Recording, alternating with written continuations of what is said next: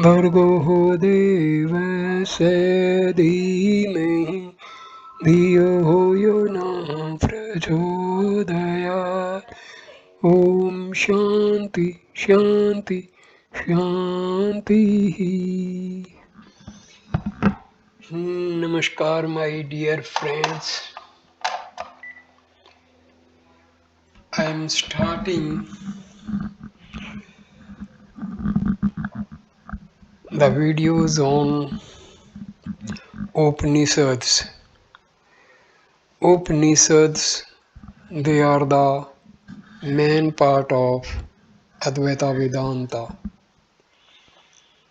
Two other parts are Brahma Sutra and Bhagavad Gita. Upanishads, they are the part of Vedas. Upanishads, they are the spiritual part of Vedas.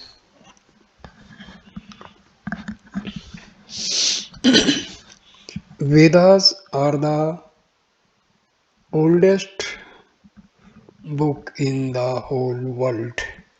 Rig Veda is the oldest book on this planet Earth. So I start this video with the introductory part of Vedas and thereby Upanishads. The Vedas are the basic scriptures of the Hindus and their highest authority in all matters pertaining to religion and philosophy.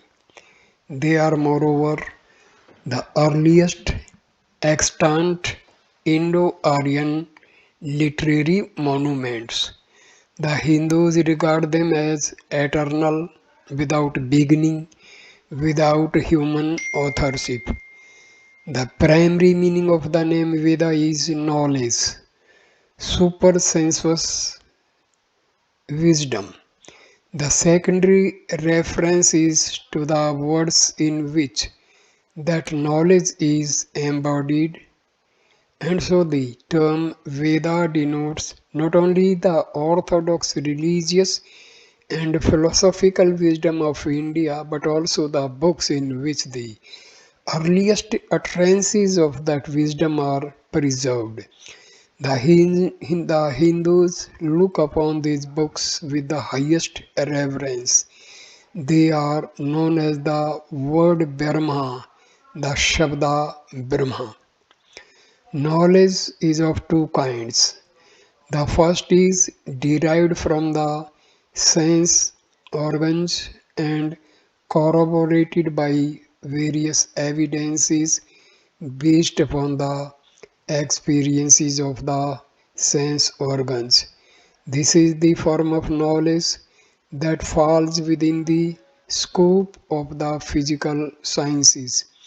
The second, however, is transcendent and is realized through the mental and spiritual discipline of yoga. This is the subject matter of the Vedas. According to Patanjali, the traditional master of the yoga doctrine, it is not the words of the Vedas that are eternal, but the knowledge or ideas conveyed through them. This knowledge, also called the Saphota, has existed always. At the conclusion of a cycle, both the Saphota and created universe merge in the undifferentiated causal state, and is at the beginning of the new cycle the two together again become manifest. The Lord brings forth the universe with the help of the knowledge of the Vedas. He himself utters the words that express this knowledge and confers upon them their appropriate meanings. That is to say, it is the Lord, the creator of the universe, who has determined the precise meaning that is to be attached to every Vedic word.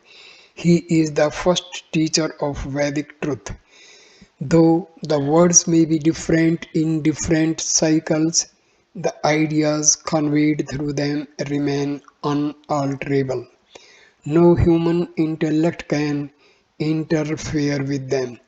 According to Vedanta, the words of the Vedas come from the Lord spontaneously like a man's breathing. The Mundaka Upanishad commences with the statement that in the beginning of the cycle, the Lord taught the Vedas through Brahma, the first created being. According to the Puranas, Brahma had been absorbed in meditation on the Supreme Lord when, through the Lord's grace, there arose in his heart an indistinct sound. This was followed by the sound Om, the sound Brahma, which is the essence of the Vedic wisdom. Then this sacred syllable transformed itself into the various vowels and consonants of the alphabet. With their assistance, Brahma uttered words, and these are what became known to the world as the Vedas. He taught the Vedas to his disciples Marichi, Atri, Angira, and others, and thus mankind came to possess the Vedic revelations. The Vedas are called Sruti from Sru to hear, since they were handed down orally from teacher to disciple. The Hindus did not at first commit them to writing. Either writing was unknown to them at that early period of history, or they considered the words of the Vedas too sacred to set down.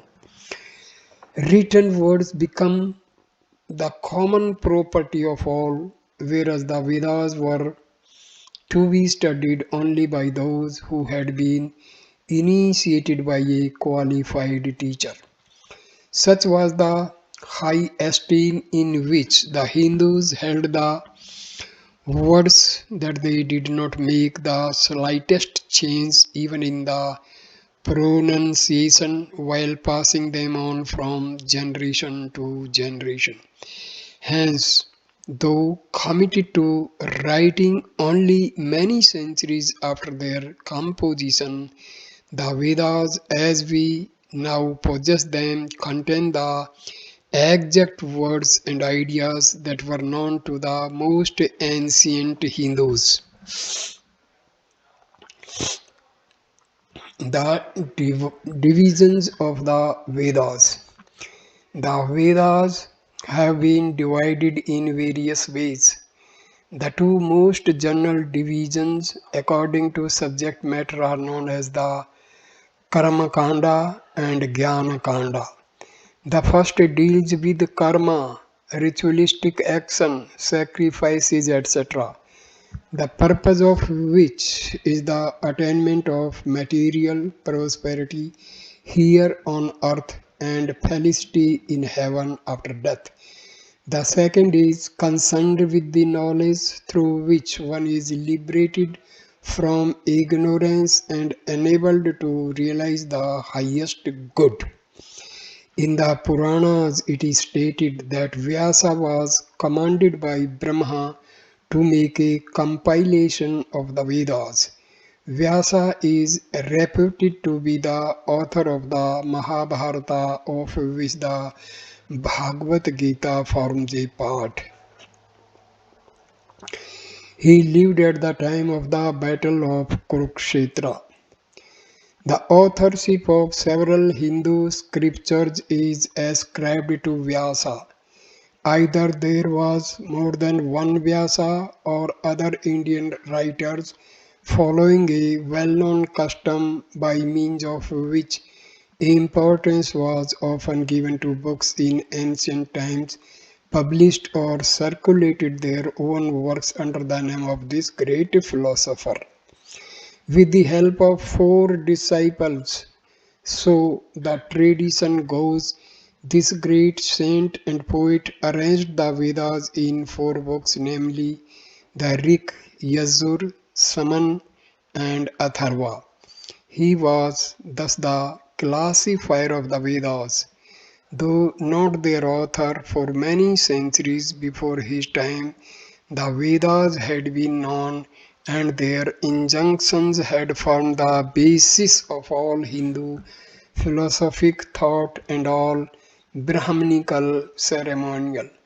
But the text had not existed in a systematic form. They had been revealed by the Lord to certain holy men of the remote past who had purified their minds by the practice of such spiritual disciplines as self control and concentration, the great teachers known as the rishis or seers of truth. The Vedas name both men and women among the rishis. Vyasa compiled the Rig Veda by collecting the rigs out of the Samans by composed the Sama Veda, while the Yajur Veda he composed of Yajus. The Rig Veda, which may be called a book of chants, is set to certain fixed melodies. The Sama Veda has no independent value, for it consists mostly of stanzas from the Rig Veda. The arrangement of its verses is solely with reference to their place and use in the Soma sacrifice. The Yajur Veda contains, in addition to verses taken from the Rig Veda, many original prose formulas which may be called sacrificial prayers. The Atharva Veda consists of a special class of Vedic text known as Chandas. These deals with spells, incantations, and kingly duties as well as exalted spiritual truths. Western scholars sometimes exclude this compilation from their consideration of the Vedas, but according to the Hindu view, it definitely belongs among them. The name Tri or Triad, often used to denote the Vedas, is collectively applied to the Rig Veda, the Sama Veda, and the Yajur Veda. The Atharvaveda being excluded from the triad because it has no application to sacrificial actions. Nevertheless, one of the four priests officiating in all Vedic sacrifices had to be thoroughly versed in the Chandas. Each of the four Vedas falls into two sections, Mantra and Brahmana. The mantra is also called the Samhita, from Sam together and Hita put, which means literally a collection of hymns or mantras used in the sacrifices, the offering of oblations for the propitiation of the devatas or deities is termed the sacrifice or yajna. This was a highly important ceremony through which the ancient Indo-Aryans communed with the gods or higher powers. The mantra comprises prayers and hymns, while the Brahmana contains the rules and regulations for the sacrifices, deals with their accessories, and also reveals meaning of the mantra which otherwise would remain obscure. Therefore, both the mantra and the Brahmana were indispensable for the orthodox worship and propitiation of the gods. A further development of the Brahmana and included therein was the Arnayaka, the so-called forest treaties. This was intended for those people who had retired into the forest in accordance with the ideal of third stage of life and were consequently unable to perform in the usual way the sacrifices obligatory for all twice-born householders. The sacrifices required many articles and accessories impossible to procure in the forest. Hence, the Arnayaka prescribes symbolic worship and describes various meditations that were to be used as substitutes for an actual sacrifice. To give an illustration from the first chapter of the Brihadaranyaka Upanishad, instead of actually performing the Vedic horse sacrifice, Aswamedha, the forest dweller, was to meditate in a special way upon the dawn as the head of the horse, the sun as the eye, the air as the life, and so on. The worship was lifted from the physical to the mental level. The four stages.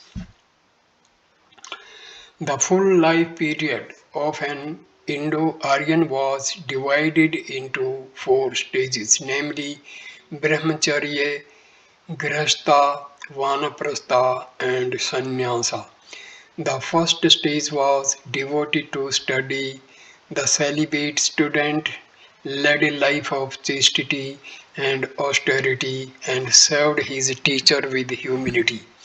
He learnt the mantra and the Brahmana sections of the Vedas, and when he left the teacher's house after completing his studies, he was commanded not to deviate from truth and not to forget to persevere in the study of the Vedas. The second stage was devoted to household duties. The young man took a wife.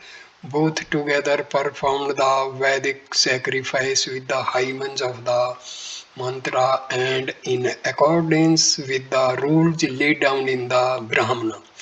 The third stage commenced when the hair turned grey and the face began to wrinkle. The householder consigned the responsibility of the home to his children and retired with wife into the forest. He was then known as a Vanaprastha or Arnayaka, a forest dweller. The Arnayaka portion of the Vedas prescribed for him sacrifice by meditation and symbolic worship. The final stage, called sannyasa, was the culmination of the strictly regulated life of an Indo-Aryan. During this period, having totally renounced the world, he became a sannyasi or a wandering monk, free from worldly desires and attachments and absorbed in the uninterrupted contemplation of Brahma. It was no longer necessary to worship God by means of material articles or even mental symbols. One experienced directly the non-duality of God, the soul, and the universe, spirit communing immediately with the spirit. The sannyasin took the vow of dedicated his life to truth and to the service of humanity and was honored as a spiritual leader of society. And it was for him Arnyaka were intended. And it was for him that the Upanishads, which are mostly the concluding portion of the Arnakas, were intended. The Upanishads are concerned with the direct experience of Brahma, which liberates one from the bondage of the relative world. The members of the three upper castes in Hindu society, the Brahmins, the Kshatriyas, and Vaishyas, were called Dvija. twice born. Their first birth refers to their coming out of their mother's womb. The second, which is a spiritual birth, to their initiation by a religious teacher who invests them with the sacred thread, thus entitling them to study the Vedas and participate in the Vedic rituals.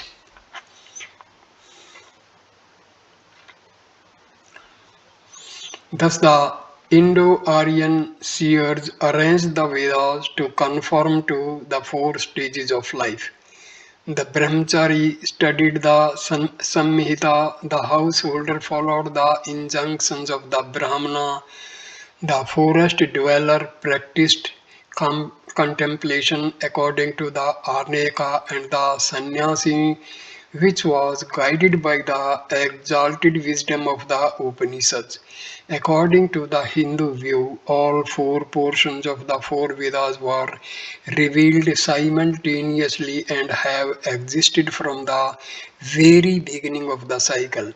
They are not to be regarded as exhibiting a philosophical development or evolution in the processes of thought. According to a Vedic injunction, one can renounce the world whenever one feels distaste for it. Thus, one can become a sannyasi from any stage. The normal course, however, is to proceed through the series of the four stages. Some Western scholars divide the Vedic age into four distinct periods. These are named the Chandas period, the Mantra period, the Brahmana period, and the Sutra period. According to this view, the mantra or hymns were composed during the Chandas period and compiled during the Mantra period. During the first part of the Brahmana period were composed the Brahmanas, and during the second part the Arnyakas and the Upanishads. During the Sutra period were written the well-known sutras, namely the Kalpa, Graha, Srota, and others. Then a decline began. There is some plausibility in this division into periods. Hindu scholars, however, challenge the categorical conclusion of Western scholars who claim that no Vedic literature but the Samhita and Brahmana existed before the Upanishads. The Brihadaranyaka Upanishad states as from a fire kindled with wet fragments, diverse kinds of smoke issue. Even so, my dear, the Rig Veda, Yajur Veda, Sam Veda, Athar Veda, history, mythology, arts, Upanishads, verses, aphorisms, sutras, elucidations, and explanations are like the breath of this infinite reality.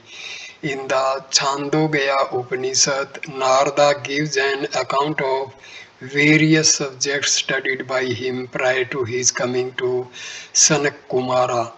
They include, beside the Vedic text, history, mythology, the lore of portents, logic, ethics, and the various other sciences. Similar instances can be given from the Taittiriya, Arnayaka, and other scriptures. All this shows that the Vedic literature was extremely various even before the compilation of the Upanishads. It may be admitted, however, that during the four periods recognized by the Western scholars, the various designated portion of the Vedic literature came in sequence to the fore.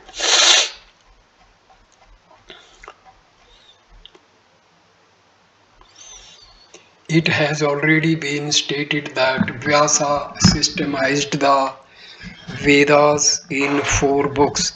He taught the Rig Veda to his disciple Pala, the Yajur Veda to Vasampayana, the Sam Veda to Jaimini, and the Athar Veda to Sumanta.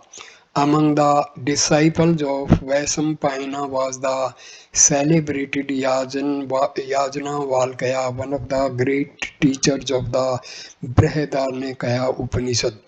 A legend states that this disciple became so vain of his knowledge that he incurred the displeasure of his guru and was expelled from the hermitage with the command that he should leave what he knew of the Veda behind. The proud disciple spat out everything that he had learnt and went away. But some other disciples of the sage Vasampayana were grieved at the sad plight of the Vedic lore, and so, assuming the forms of patriarchs, Titiriya, they swallowed it and later on taught that Vedic knowledge to their own disciples. Since then, that portion of the Vedas has been known as the Black Yajurveda, Krishna Yajurveda, and also as the Taittiriya Samhita from Titra. Yajnavalkya, however, worshipped the sun god who was so pleased with his devotion that he appeared before him in an equine form.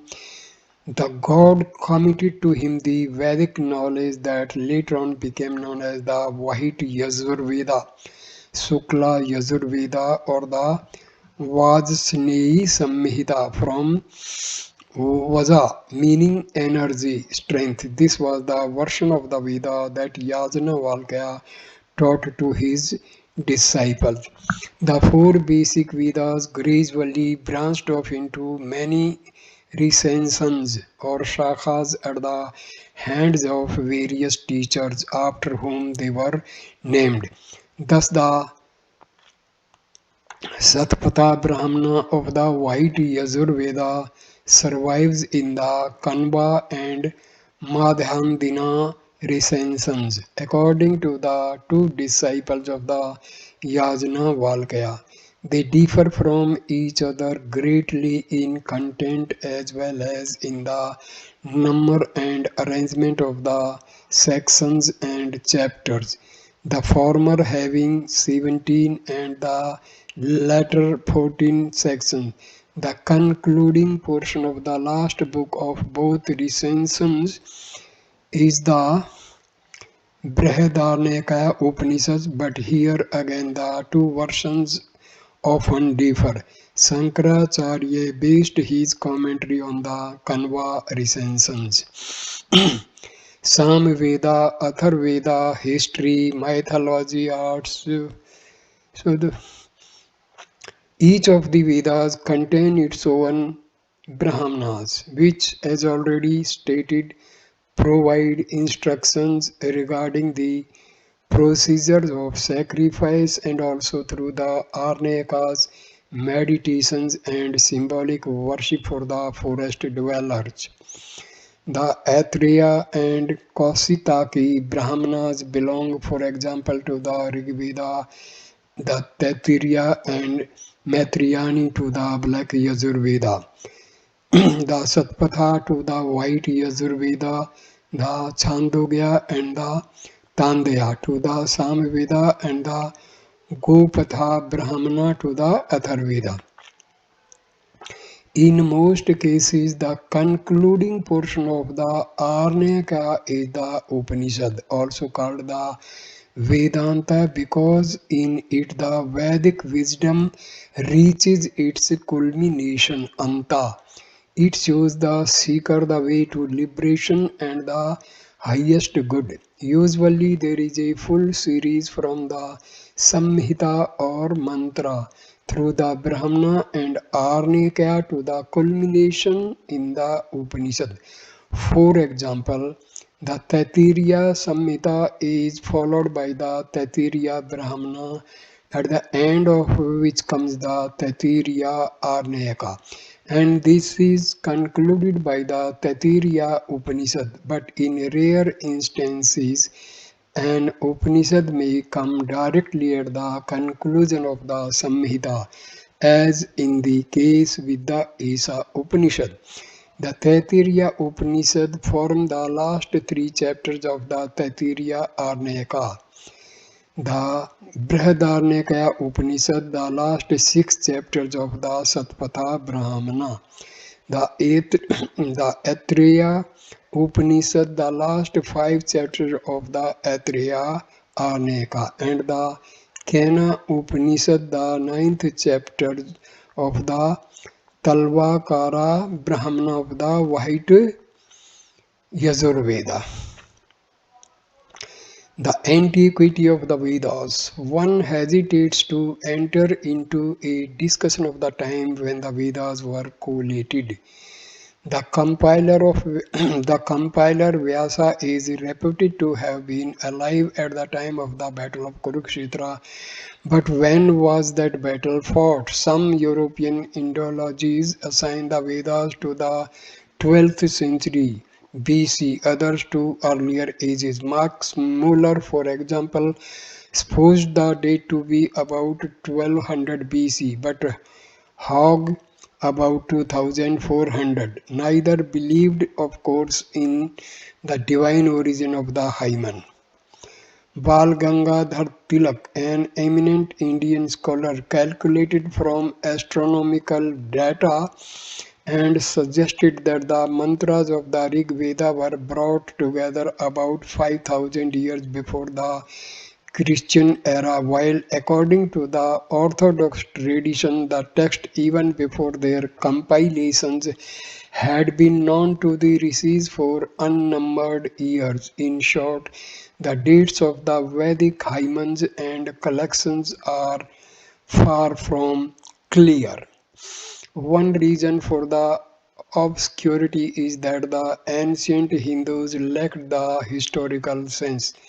They seldom kept records of the dates of their literary, religious, or even political achievements. The Vedas, furthermore, which had been handed down orally for so many centuries, were never believed by them to have had human authorship. They had either been taught to the sages by God or had become manifest of themselves to the primordial rishis who were the seers of the mantras. Hence, in India, the tendency has always been to regard the Vedas as eternal rather than as compositions of a certain historical moment. But even from the modern historical point of view, it is not easy to determine the origin and trace the gradual development of Vedic traditions.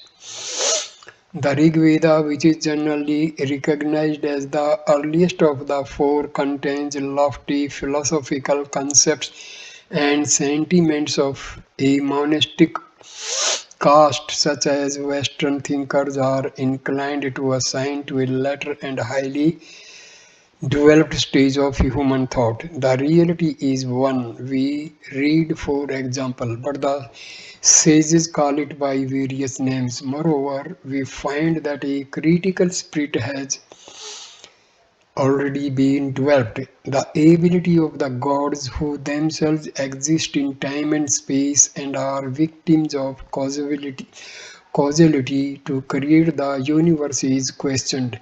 Such ideas indicate a maturity of philosophical insight, by no means the primitive infancy of thought. Following their historical methods, the European Indologists regard the Upanishads to be of later composition than the Mantras and Brahmanas. They do not admit any of them to be earlier than the 11th century BC, while to many are assigned a much later date. In this respect, the Hindu tradition, as we have seen, in is totally different. The orthodox belief and teaching being that all portions of the Vedas were revealed at the same time, though the various collections might have been compiled in different periods. So I end this video here, and Next video number 2, I will start with introduction to the Upanishads. So thank you for watching this video. Please like, comment and share the video and subscribe the channel. Thanks a lot. Namaskar my dear friends.